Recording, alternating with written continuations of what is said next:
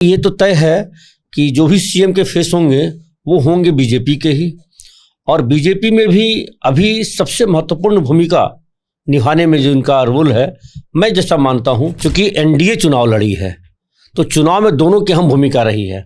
ऐसा नहीं कि नीतीश जी के हट जाने से बीजेपी से जदयू अलग हो गया। 35 सालों से शिक्षा के क्षेत्र में और सामाजिक क्षेत्र में अपना कुशल योगदान निभाने वाले पंकज सर हमारे साथ हैं।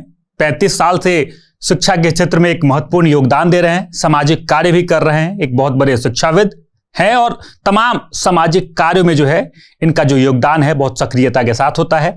अब इनसे बात करेंगे क्योंकि बिहार की राजनीतिक इन दिनों काफी ज्यादा गर्म हो गई है। तमाम पॉलिटिकल पार्टियों में कुलबुलाहट सी है। सीएम नीतीश कुमार जो है बिहार की राजनीतिक छोड़कर अब दिल्ली की तरफ कूच कर रहे हैं। चर्चाएं होंगी, क्या कुछ कारण हो सकता है, कौन नए चेहरे हो सकते हैं और बीजेपी किस पर दांव खेल सकती है, तमाम चीजों पर बात होगी। पंकज जी, स्वागत है आपका। बहुत बहुत धन्यवाद। कैसे देख रहे हैं इस पूरे मामले को सर, क्योंकि नीतीश कुमार ने जो अनएक्सपेक्टेड फैसला लिया है, कोई अप्रत्याशित एक तरह से मान लीजिए, एक तरह से माना जाए तो नीतीश कुमार के बारे में ऐसा कोई सोच भी नहीं रहा होगा, आप भी नहीं सोचे होंगे। कैसे देख रहे हैं सर इस पूरे मामले? सच्चाई है कि नीतीश जी छोड़कर प्रदेश से देश की ओर जा जरूर रहे हैं, लेकिन उनकी जो विचारधारा है, उनका जो सोच है, विकसित बिहार को बनाने के लिए जो उन्होंने संकल्प लिया था, उन सारे संकल्पों के साथ ही आने वाले भावी मुख्यमंत्री जो भी होंगे वो काम करेंगे। इसलिए हम लोग ये नहीं सोच रहे हैं कि नीतीश जी जा रहे हैं, हम लोग ये सोच रहे हैं कि अब वो अपनी राजनीति को, अपनी दृष्टि को देश पर ही देना चाह रहे हैं। अभी प्रदेश में दे रहे थे, अब देश पे जा रहे हैं।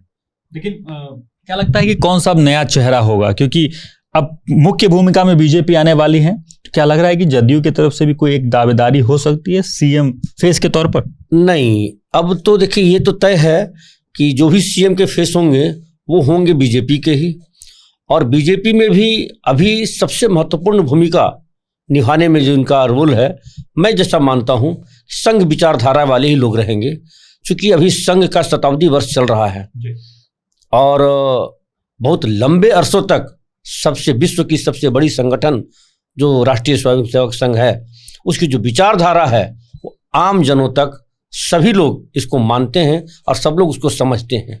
तो आने वाले समय में जो भावी मुख्यमंत्री भी होंगे वो संघ विचारधारा के ही होंगे, चाहे वो युवा हो, वो पुरुष हो या महिला हो, जो कोई भी होंगे संघ विचारधारा का ही, ताकि उन्हीं के पास सिर्फ क्षमता है कुशल नेतृत्व करने की। संघ क्या लगता है कि सक्रिय भूमिका निभाती है पूरे भारत की राजनीति में? अब हम ये नहीं कह सकते हैं कि राजनीति में संघ की बहुत बड़ी भूमिका है या नहीं है, लेकिन मैं ये जरूर कहूँगा एक कुशल समाज को संगठित करने का काम करती है संघ, एक कुशल व्यक्तित्व को निखारने का काम करती है संघ, एक प्रदेश के लिए जो कुशल नेतृत्व करने की जो क्षमता है वो बचपन से बाल स्वयंसेवक संघ से वो पनपती है और लोग सिखाते हैं।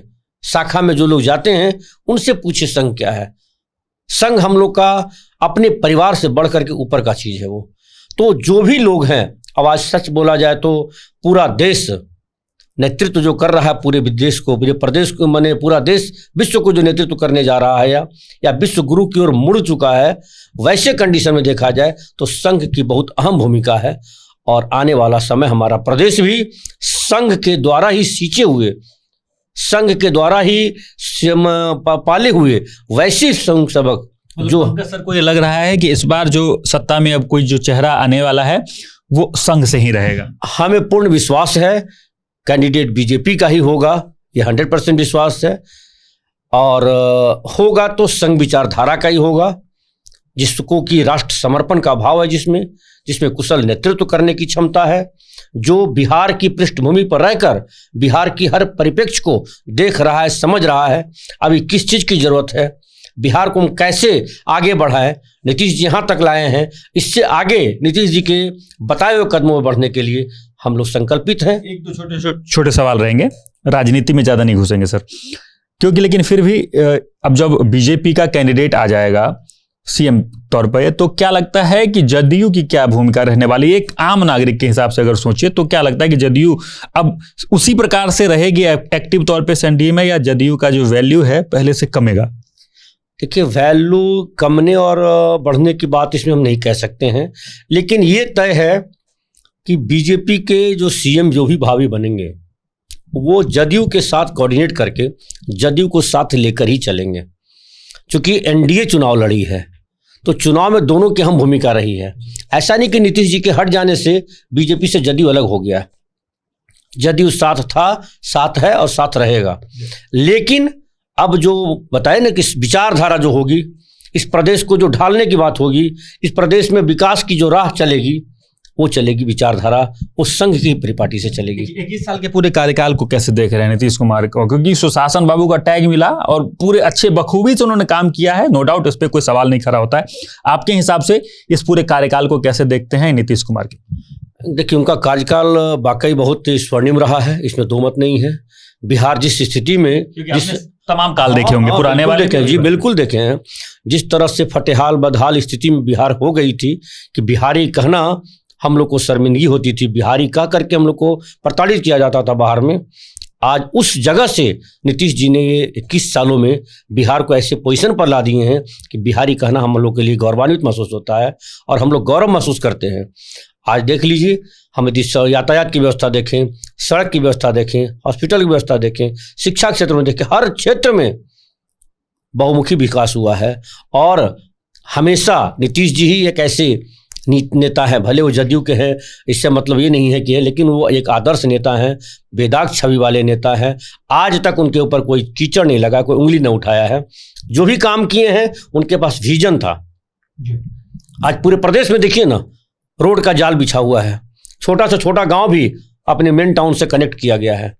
हर गांव में प्रखंड स्तर तक बढ़िया हॉस्पिटल है, बढ़िया विद्यालय है। कैसा बढ़ा पिछले 21 सालों में, क्योंकि आप तो देख ही रहे हैं। बढ़ा है, बहुत बढ़ा है। कहाँ चरवाहा विद्यालय खुल रहा था और कहाँ आपको मॉडल स्कूल खुल रहा है। अभी जो शिक्षा विभाग का जो अभी स्कूल चल रहा है वो मॉडल विद्यालय चल रहा है, जहाँ की पढ़ाई होती है, जहाँ की हम लोग पढ़ते थे।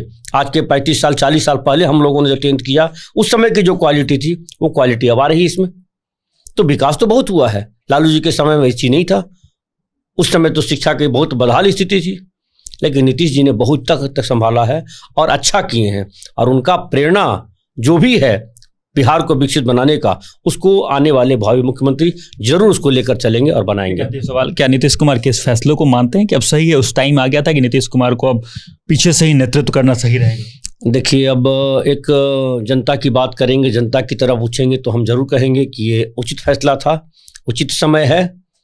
आज उन्होंने इतना दूर तक ला करके पूरे बागडोर को यदि हैंडओवर कर रहे हैं कि अब विकास करिए, इसको विकसित बिहार बना दीजिए। अभी तक विकासशील था, अब विकसित बिहार बना दीजिए।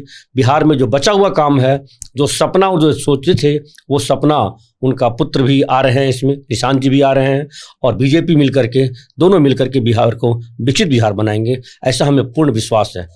चलिए, विकासशील बिहार से विकसित बिहार की ओर अग्रसर हैं, क्योंकि जो स्वर्णिम काल है रहा है 21 सालों का, जैसा कि सर का कहना था कि 21 सालों में जो जाल बिछाया है अपने कामों का नीतीश कुमार ने, वो एक स्वर्णिम युग के तौर पे भी देखा जाएगा। लेकिन नीतीश कुमार का जो फैसला आया था, आप सबने देखा किस प्रकार से नीतीश कुमार राज्यसभा के लिए नामांकन करते हैं, उन तमाम सवालों का जवाब जो है वो मिल जाता है, क्योंकि अब बीजेपी प्रमुखता के साथ अपना जो है सीएम कैंडिडेट भी जो है उतारने वाली है। चर्चा यह भी है कि 2 डिप्टी सीएम जो है वो जदयू से रह सकते हैं। लेकिन आपको इन तमाम बातों को लेकर आपकी क्या कुछ प्रक्रिया है, और पंकज सर को लेकर आपका क्या कुछ कहना है, इनके बातों को लेकर आपका क्या कुछ कहना है, कमेंट बॉक्स में जरूर लिखें और देखते रहें सच टॉक्स।